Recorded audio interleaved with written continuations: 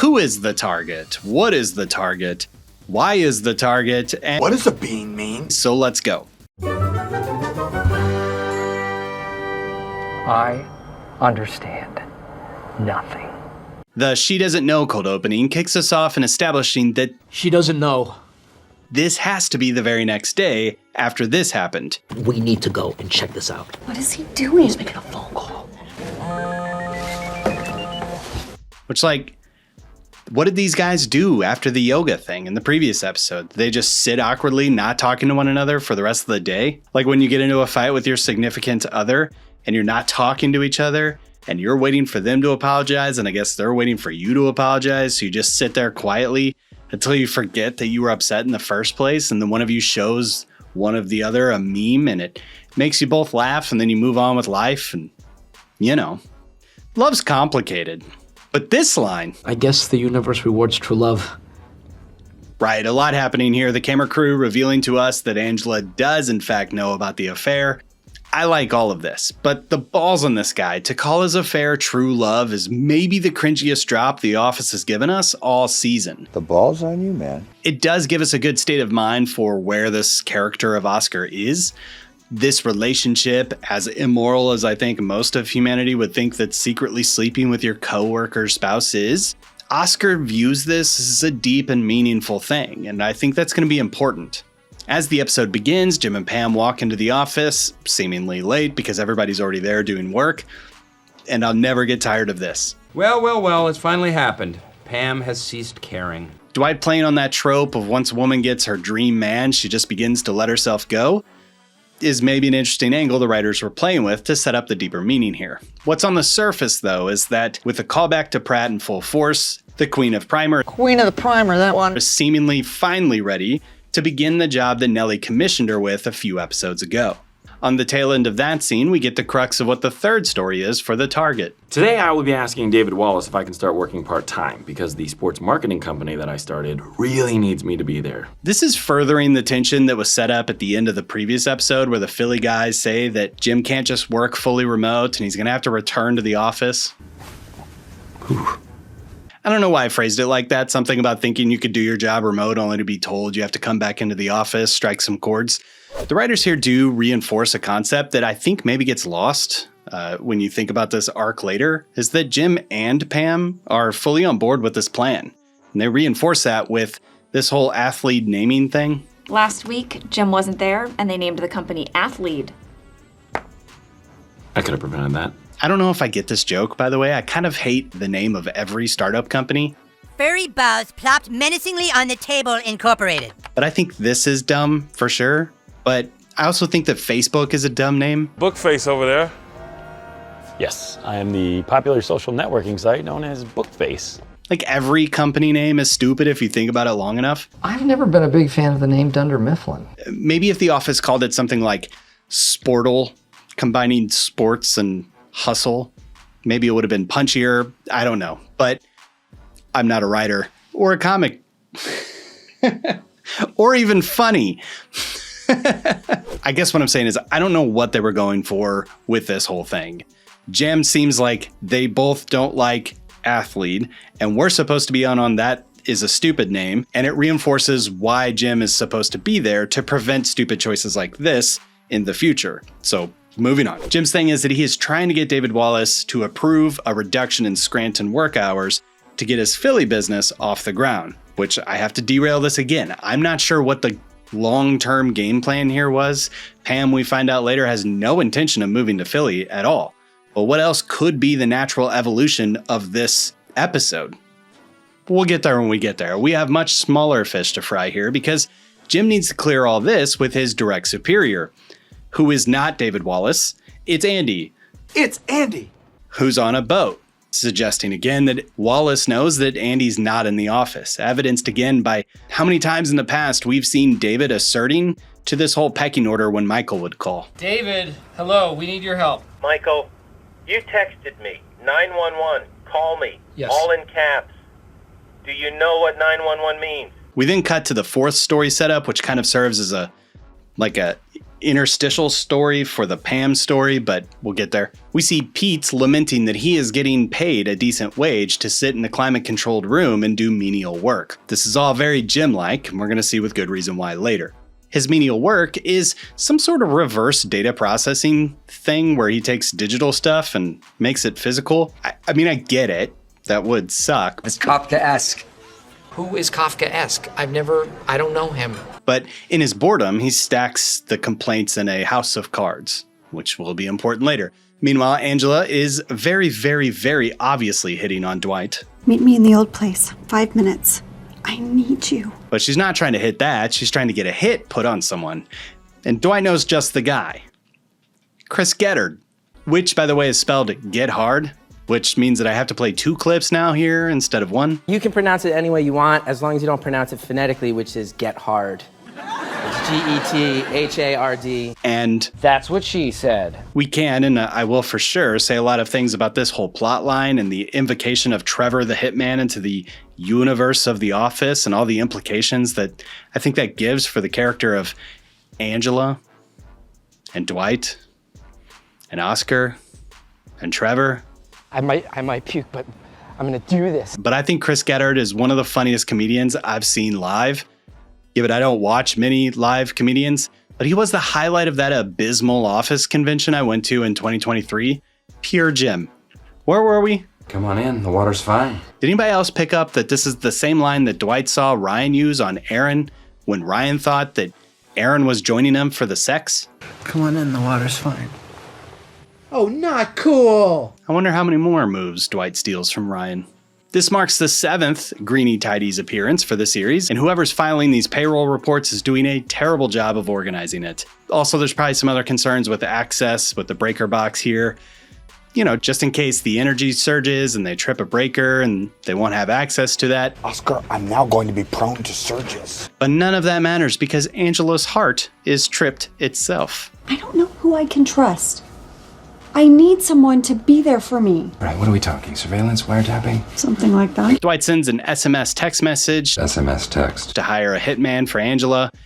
And yeah, here's another thing I think that gets lost when you watch this episode years later. I wouldn't say that everybody in 2013, 2012, whenever this one was actually filmed, had a smartphone. But about 47% of the US population had moved on to smartphones when this episode aired. So there is a joke here about Dwight and his use of technology and what he would do, but like I would still say that Dwight probably still has a flip phone in 2024. And this joke is actually going to get more lost on audiences as time moves on, especially once like Apple and Android stop the madness and just figure out the whole green bubble, blue bubble thing. Meanwhile, Jim's sale pitch is floundering a little bit until he finds his inn and he attacks it. Did you flounder? And the inn in this case is that he's going to have Stanley and Phyllis do parts of his job for him while he's out of office. Neither of them seem into this idea when Jim attempts to sell it to them. When is my birthday? Unfair.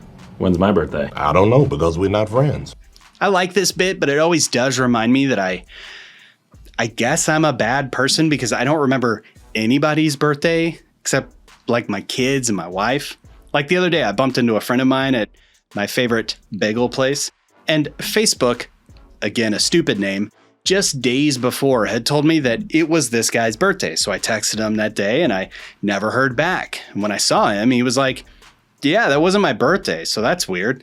We had a good old awkward laugh about it. And I was like, yeah, who knows when anybody's birthday is anyway, right? And he was like, yeah, no, I mean, I know your birthday. I hooked up with her on February 13th. That just awkwardly reinforced, probably poorly, that I'm not a bad person. I'm just bad with dates, and I just drowned myself in God's best bagel and contemplated life. Like, am I a bad friend? Meanwhile, the card tower's coming along with Kevin thinking that Pete's not quite getting the assignment. You're not getting this, Peter. Make it go wider. Up. And the exchange for services for cash is done in Trevor's van. The assassination is now downgraded, though, to a kneecapping, still to Dwight's chagrin. But Trevor is up to the job, kind of, and he's even brought the receipts to prove it. Hey, that's the name of the show. Everyone in this episode is floundering in some way, shape, or form. Surf and turf. Pam's struggling to get started with her mural. which I'm not sure that deforestation was a good angle to go with, that your paper company's warehouse. I don't know. If it's a joke, great joke. I missed it until I accidentally freeze framed it. I guess it would help Kevin remember where paper comes from. The man tree puts its penis. Okay. Later, we get more customer complaints bits. Then I think this would have been a fun day in the writer's room coming up with all of these ideas. To me, the spaghetti gag with Daryl is the best. Pocket dialing a customer while having sex. Oh! Actually, that was the sound of me eating spaghetti, but I'm gonna let them think the other thing. Not to mention Creed drinking espresso while being business on the top and sweats on the bottom. Completely unexplained is Prime Creed. Kevin ultimately screws up the screw-up cards, and Pete goes full Jeff Winger. It's just a mistake. That's what this tower's all about. If you're afraid of screwing up, the tower's not for you. I think this is supposed to read more like Jim, and maybe he does read like Jim, but the real point here is that Aaron is getting attracted to new Jim's very uplifting attitude juxtaposed to the douche cookie that she's currently hooked up with. Meanwhile, Jim takes his targets out to wine and dine them into agreeing to cover for his work, which fast forwarding, they do, and it relatively effortlessly. But I think we could have used maybe a talking head here to suggest that, like, they were always going to do it or something, but they were just messing with Jim. I think Stanley is messing with Jim. As it is on the DVD cut, their motives and behaviors are just kind of weird, and it resolves nice, but it's jarring. Back at the office, Detective Dwight figures out that Oscar and the senator are Gaying each other. Back in the annex, the staff need one more complaint card to build their Tower of Babel, to which Pam calls a customer to drop a Yo Mama joke, for some reason, and earns her first complaint ever. Your mama is so fat when she wears red, people yell, "Hey, Kool-Aid!" Insulting a client's recently deceased mother, who struggled with obesity all her life. I'm so sorry. Resolving their quest to reach the heavens with complaints. And I cannot tell if this is genius or stupid. I'm gonna lean towards genius. Spoiler. But I love the weighing between the pros and cons of this whole thing, forsaking the future consequences for the short term and the uneasy alliance between those things. I enjoy this. And some of those same vibes play out in the resolution of the Target's main story, with Dwight siding with justice and protecting Oscar from the revenge of the nerds. And even when the tides turn, Dwight protects Trevor from any consequences. And just like that, the hitman leaves as mysteriously as he came. And just like that, as mysteriously as he arrived, he was gone. We get a very meaty conversation then between Oscar and Angela, and with no pretense between them, Angela's very upset about this affair, for sure. But she seems to be caught up on this angle that Oscar converted the senator to gayness. You deserved every bit of it! You made my husband gay! And Oscar actually Angela setting her straight that the senator is and was gay, without Oscar even being involved. It just so happened he was involved. And she shouldn't be upset about the wrong part of this, that she should rather be upset about the affair, and probably that her husband married and impregnated her for political reasons. But it's just so Oscar to correct the person who just hired a hitman to hurt him about why she should be upset in the first place. Your husband is gay. He was gay when you married him. No. Angela, until you face that, you're gonna be confused and angry for all the wrong reasons. That's like mansplaining. I think that's officially, but she was wrong. I don't know. That story concludes with a heartwarming conversation about Greg Daniels' favorite musical punching bag. Jazz is stupid! And Dwight being emotionally supportive to Angela is quite touching, not looking at her as a piece of tail or as a lowly woman, but as a friend. And really, it's the friends that we make along the way that matters. Do you think Kevin cares what people think about him, or Creed, or Meredith? Oh my gosh, these are my role models now. I'm okay with that. With that, Pam finds the motivation to begin her mural. It's stupid as it is. This episode stings with a bit that kind of undercuts the dramatic tension of the plotline, in my opinion, in which Angela and Dwight go to human resources to learn about gayness. And I mean, canonically speaking, Dwight is pretty aware about how gay sex works. Gay porn, straight porn, it's all good. But with that, let's dive into the deeper meaning.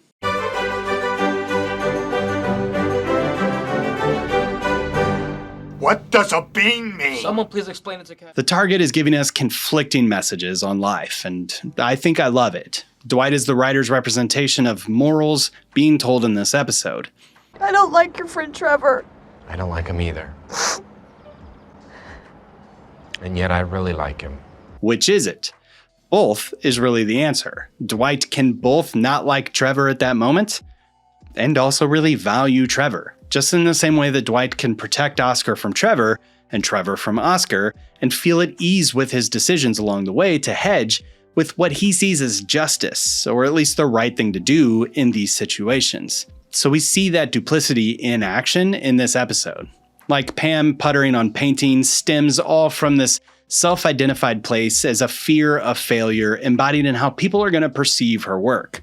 And that's art, right? That's the whole thing. You make something and you put it out there, and people who have no skin in the game tell you their opinion on it. You paint very bad. Shut up, Pete. She's in analysis paralysis that I have found myself in so many times in my life. I'm not a perfectionist at all. I couldn't care about the details whatsoever. But I do ponder things so much to their logical conclusion, and I don't even like to get started with things until I know every aspect of it. And in that way, it's like I try to attempt a perfect outcome prior to even starting. I think that if I think hard enough about something and I come at a problem in every single way and I map out every aspect of the project, that I won't end up at the home improvement store 5 times on a Saturday. So I relate with Pam in this way and to her journey to realize that perfection it's not a strategy. Perfection doesn't exist. It's a myth further exacerbated in our times by social media. And I think that the message here is that, like, who cares what people think? If you screw up, you screw up. But you have to start somewhere to make it somewhere. Meanwhile, Oscar is so deep into his mistake that he couldn't care less about what people think. I guess the universe rewards true love. Oscar's convinced that his mistake is no mistake, that the mistake is that others can't be on board to let him live what true love is enabling.